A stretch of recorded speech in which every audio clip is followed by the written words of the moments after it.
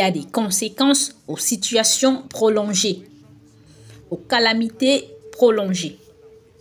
Je vous prie de bien vouloir m'accorder votre attention. Il y a des conséquences. Je vais en énumérer quelques-unes pour vous, s'il vous plaît. Et si vous voyez une personne dans une situation prolongée, il est fort probable que cette personne ait des montagnes à surmonter. Il est important que vous le sachiez afin que vous puissiez apprécier cette histoire que vous raconte la Bible. Et lorsque vous la lisez, vous aurez juste l'impression que l'homme était assis, puis il est arrivé et a été guéri. Mais il y a beaucoup de choses et le Seigneur nous aide à déballer les couches de lumière que nous devons voir dans cette histoire. Combien d'entre vous savent que dès qu'un enfant atteint l'âge de la discrétion et qu'il se rend compte qu'il y a de telles choses, la première des choses qui se produit est un manque d'estime de soi. Immédiatement, pendant que les autres enfants jouent, il ne peut pas jouer et d'autres enfants méchants, parfois mal éduqués, viendront et l'appelleront de toutes sortes de noms. Sommes-nous ensemble? Ce garçon qui ne peut pas marcher, il rit et dès qu'il retourne chez lui, pose des questions à sa mère. Pourquoi est-ce que je ne peux pas marcher ou courir comme les autres enfants? Les calamités prolongées ont des conséquences. Les problèmes prolongés ont des conséquences. Manque d'estime de soi, colère, ressentiment, haine, perception erronée de Dieu et des hommes. Permettez-moi de vous les énumérer à nouveau. Ne minimisez jamais les effets d'une situation négative prolongée. Premièrement, le manque d'estime de soi. Notre monde est rongé par ce triste cancer qu'est le manque d'estime de soi. Peut-être que des personnes bien intentionnées, mais qui n'étaient pas issues de bonnes familles, de régions ayant la meilleure expérience. Le manque d'estime de soi, la colère, le ressentiment, la haine.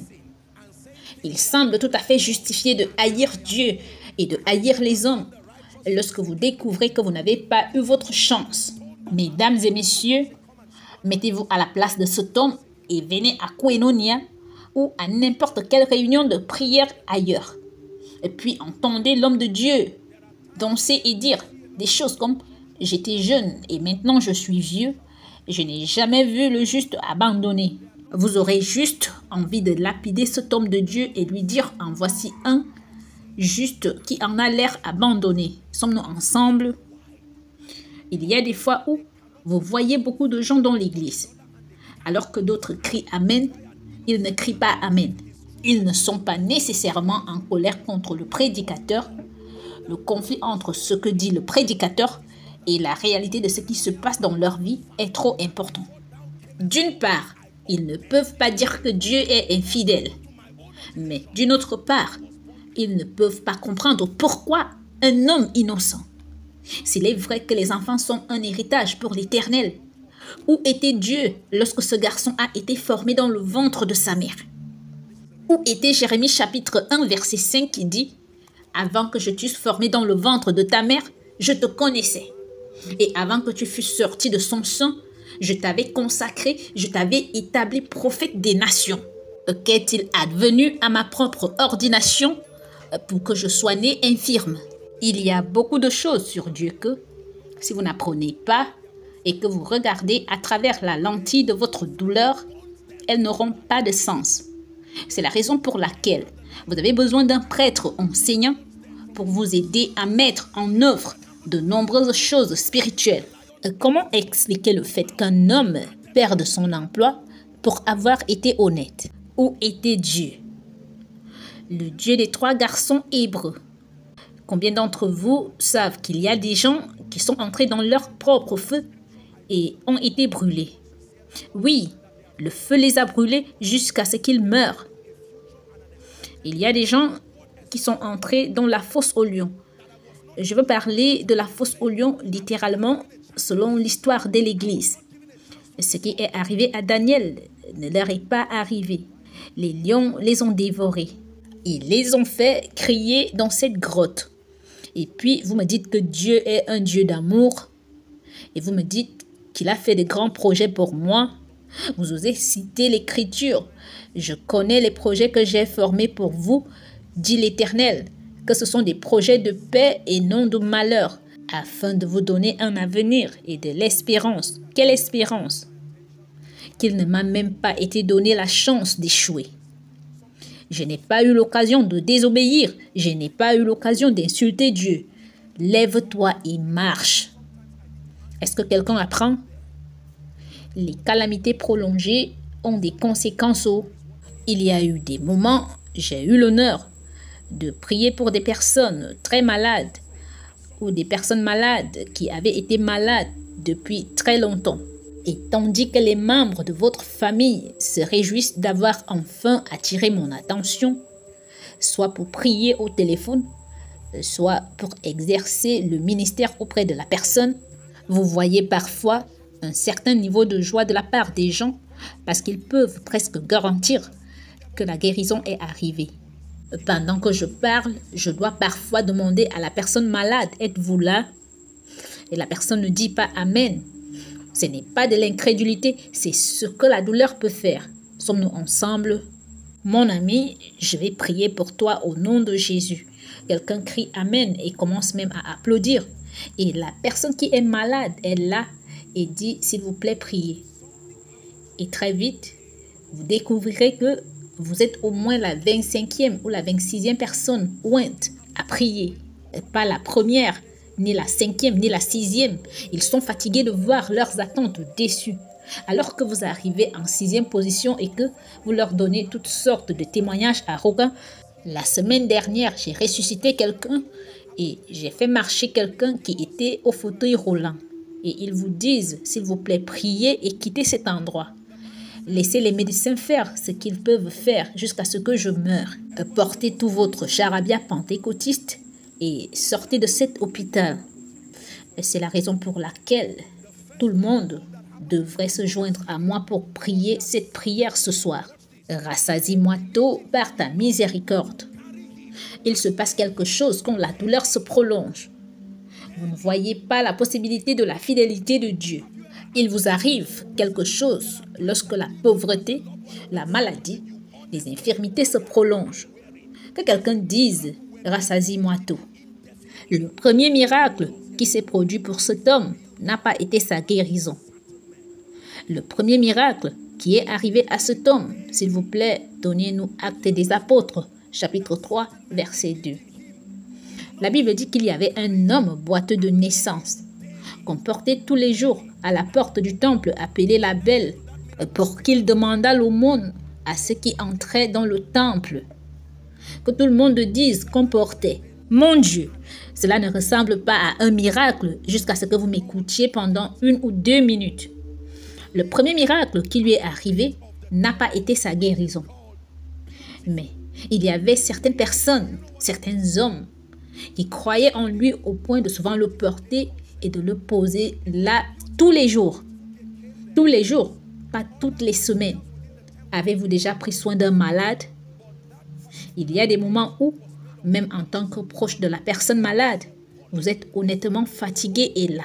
C'est un miracle quand des gens croient en vous indéfiniment alors qu'il n'y a pas encore de résultat dans votre vie. C'est un vrai miracle. La Bible dit qu'on le portait, des gens le portaient et le couchaient là chaque jour. Chaque jour. Quel est le premier miracle? Que des gens aient cru en lui au point de le porter et de le coucher là chaque jour.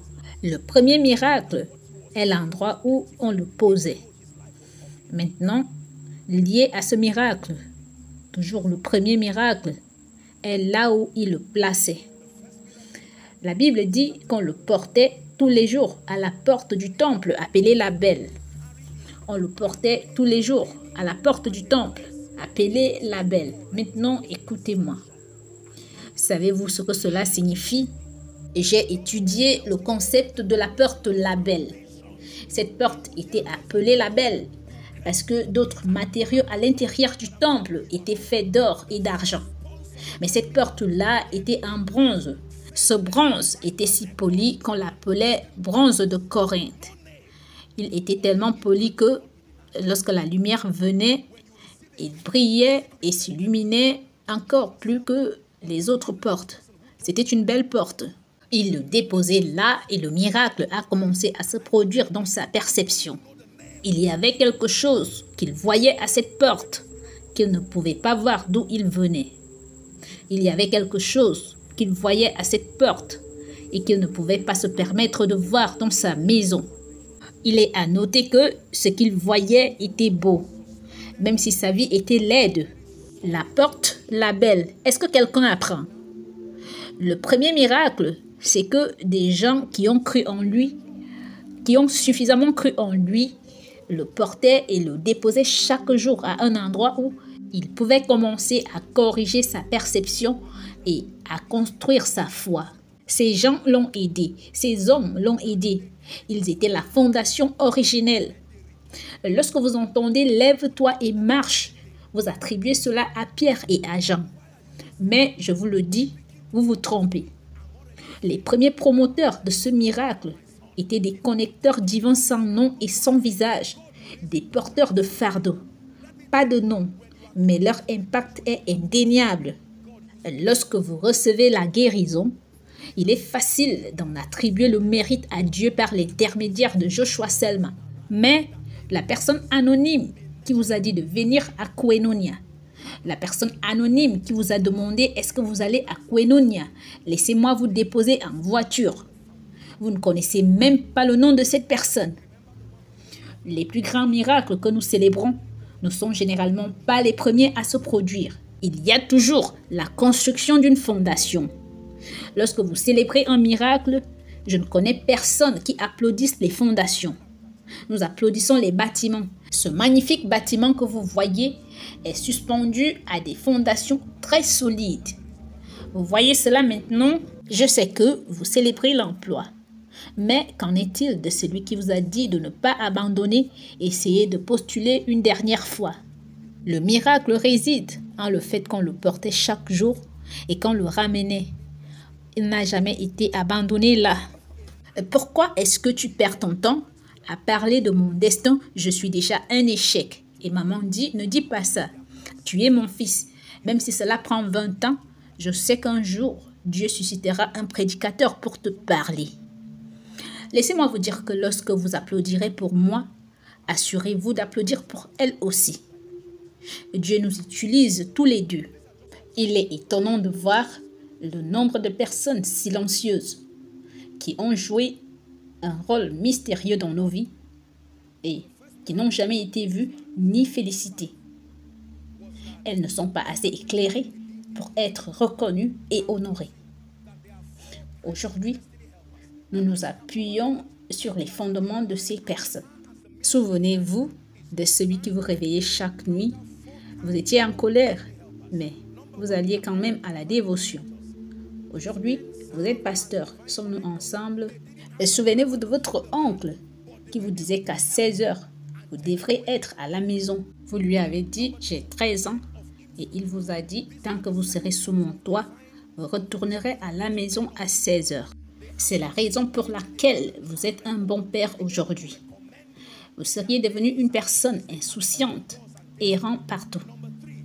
Mais quelqu'un a planté cette graine. C'est pendant que vous étiez assis à un endroit que vous avez eu l'occasion de lire un livre qui a commencé à cultiver votre esprit. Nous sommes redevables à ces personnes anonymes qui refusent d'être fatiguées. Quelqu'un apprend-il? J'espère que vous n'avez pas oublié le thème de notre étude. Lève-toi et marche. Je vous montre comment accéder à des dimensions extraordinaires. Ça, ce sont juste des observations que nous tirons de cette histoire. Donc, le premier miracle qui est arrivé à cet homme, c'est que certains hommes ont cru en lui. Et je vous ai enseigné qu'il y a 4 sortes d'aides à la destinée. Et puis, je les récapituler en 1 minute. Dans votre vie, en ce qui concerne le ministère des hommes, vous rencontrerez 4 sortes d'aides à la destinée. Premièrement, on les appelle les connecteurs divins. Ces hommes ont servi de connecteurs divins. Ils n'avaient pas le pouvoir de guérir l'homme, mais ils étaient capables de l'aider et de l'amener là où il pouvait être guéri. Deuxièmement, les hommes d'influence. Ça, c'est le deuxième groupe d'aide à la destinée. Les hommes d'influence. Ils ont la crédibilité, ils ont des antécédents qui leur permettent de vous recommander. Leurs noms sont des clés. Ils peuvent ouvrir des portes et des portails pour vous. Troisièmement, les hommes doués. Vous avez besoin de personnes douées. Elles colmateront les fuites et les gaspillages de votre vie, de votre organisation. Un homme doué peut avoir la force de 50 personnes. Quatrièmement, les porteurs de fardeau. Je vous ai enseigné que les porteurs de fardeau n'ont pas le pouvoir de vous faire avancer. Leur mission est de vous empêcher de reculer. Ce sont des hommes qui vous aiment malgré tout. Ils ne vous aiment pas parce que vous êtes prédicateur. Ils ne vous aiment pas parce que vous êtes PDG. Ils vous aiment sincèrement. Que même si la couronne n'est pas sur votre tête, ils sont toujours là. Même si vous n'avez pas les vêtements de Jésus, ils sont toujours là. Puissiez-vous trouver de telles personnes dans votre vie. Et si vous êtes entouré de gens qui célèbrent la couronne, le sceptre ou le trône, vous aurez des problèmes.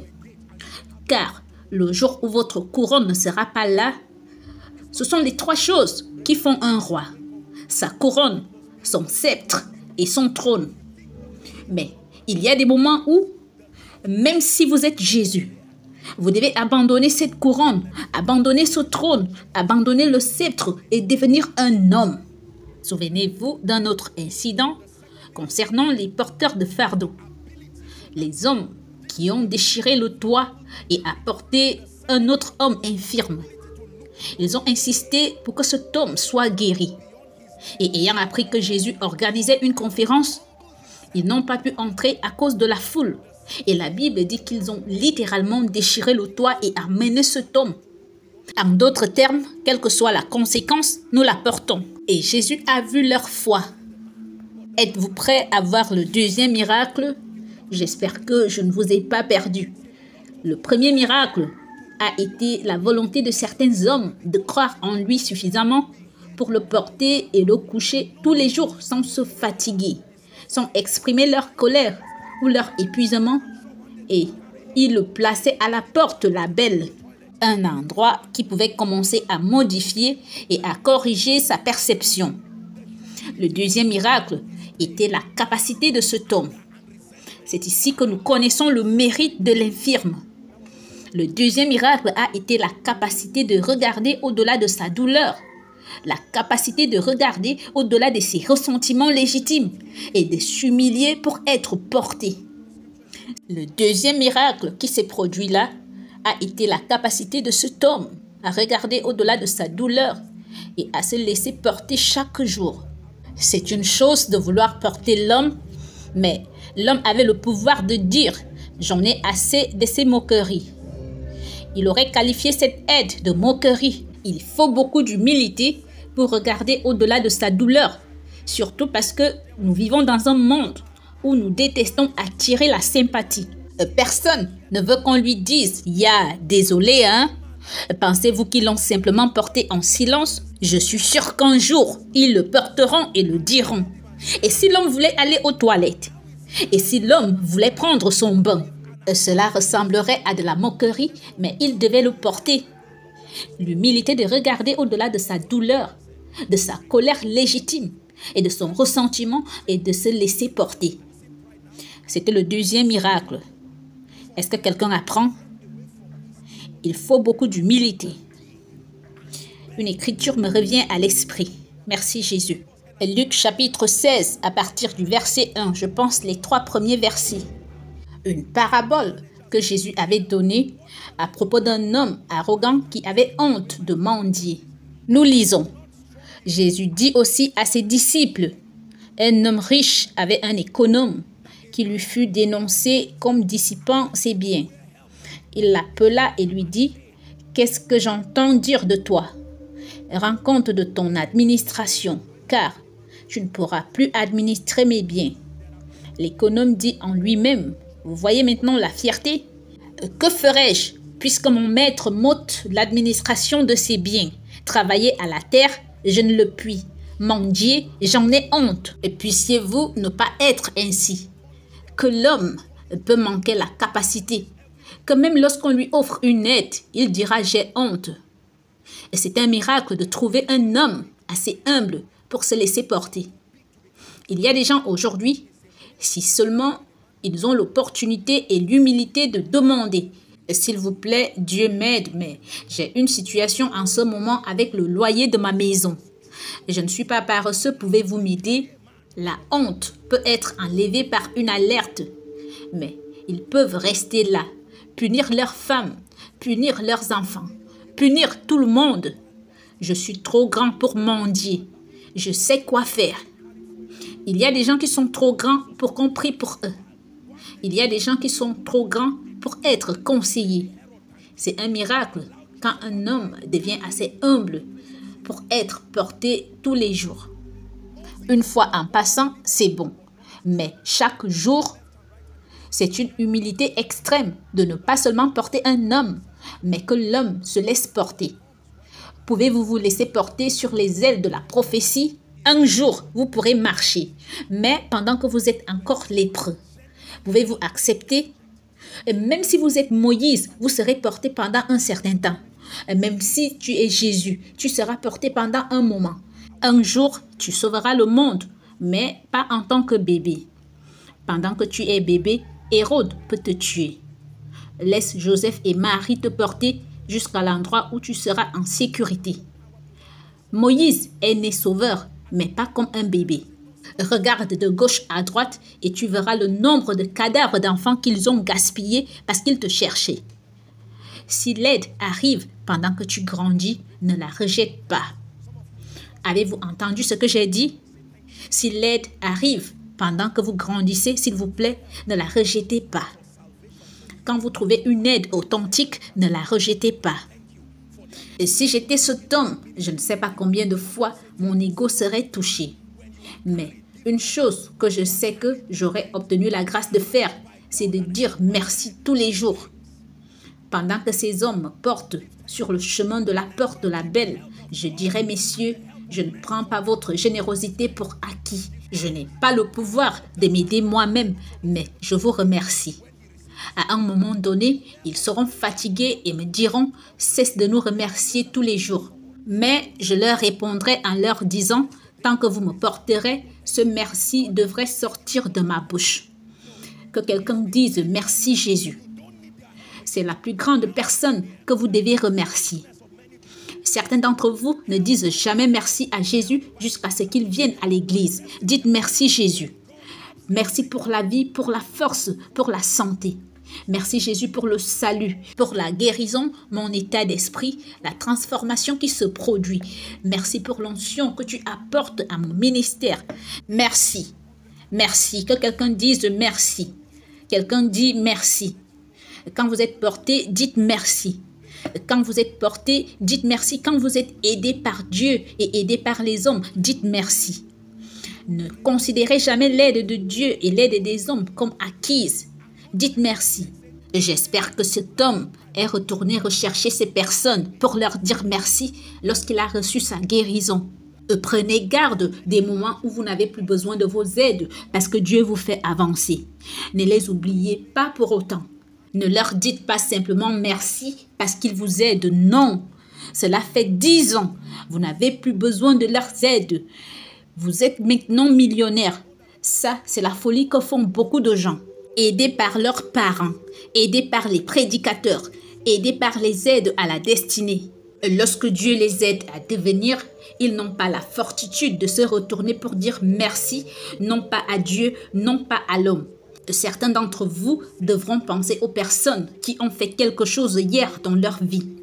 Ne donnez pas l'impression que la capacité de vous porter jusqu'à la porte est insignifiante. Ils n'avaient pas le pouvoir de te guérir. Mais si Pierre ne te voyait pas, tu mourrais lépreux. Sommes-nous ensemble? Je sais que la personne n'avait pas la capacité de payer tes frais de scolarité. Mais elle t'a amené du village à la ville. Je sais que tu dis qu'elle t'insultait tous les jours. Je suis d'accord. Retiens la leçon et ne fais pas la même chose à tes enfants. Mais ce n'est pas une raison suffisante pour dire que c'était un homme mauvais. Même s'il vous insultait, vous ne savez pas la querelle qu'il a eue avec sa femme dans la chambre tous les jours pour vous renvoyer. Et l'homme a dit non. L'enfant est peut-être stupide, mais laisse-le. Donne-lui la chance. 2 ans de plus. C'est ainsi que vous avez été admis. Aujourd'hui, vous êtes devenu une grande personne. Ne regardez pas en arrière et ne dites pas que cet oncle inutile est mort. Assurez-vous de trouver quelque chose après cet enseignement. Envoyez-le lui. Ça, c'est koinonia. Lève-toi et marche. Le deuxième miracle qui arrive à chaque homme. Ce qui est arrivé à cet homme construisant ce merveilleux miracle était la capacité d'alimenter l'aide dans sa vie en prodiguant de la gratitude. Et la capacité de prendre la responsabilité d'être humble. De dire chaque fois que je suis aidé, ce n'est pas de la faiblesse. Sommes-nous ensemble maintenant? Oui. Vous faites confiance à Dieu pour commencer à mettre un bloc après l'autre. Et Dieu amène une personne bénie qui dit, tu sais quoi, je vais faire quelque chose pour ta famille. Il y a un appartement de 3 chambres ici. Je le fais parce que je t'aime sincèrement. Maintenant, il y a des moments où vous devez faire preuve de sagesse. Je sais qu'il y a des moments où recevoir certaines choses revient à vendre votre droit d'aînesse. Mais cette discussion se déroule dans les conditions spirituelles normales, sans haine ni quoi que ce soit d'autre. Lorsque l'aide vient, recevez-la entièrement. L'aide peut réduire le temps. Avez-vous entendu ce que j'ai dit? L'aide peut réduire le temps. Quelqu'un est venu me rencontrer une fois. Je pense qu'il était fatigué de demander un visa et il continuait à le rejeter. Et le gars s'est mis en colère. Il croyait qu'il y avait un esprit qui l'en empêchait. Et il s'est donc levé pour que je prie. Et j'ai dit d'accord, mais comment est-ce que vous faites?